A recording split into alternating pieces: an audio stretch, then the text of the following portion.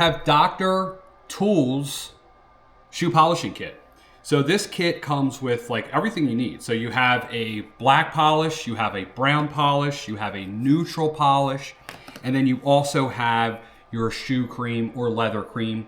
Basically this is used to kind of just make the leather more supple, kind of like a protectant, kind of like putting lotion on your hands.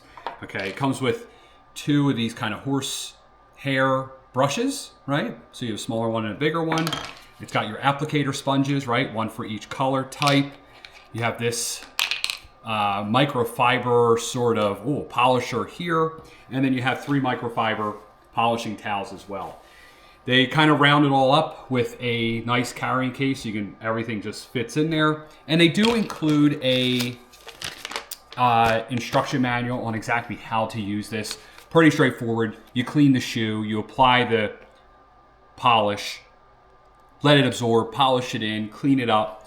Then of course, then you would put your shoe cream on. That's the last step. And and polish it to a nice shine, however shiny you need it. All right, so this is the kit. I think it's pretty inclusive. Getting really excited to polish some of my shoes. There you go.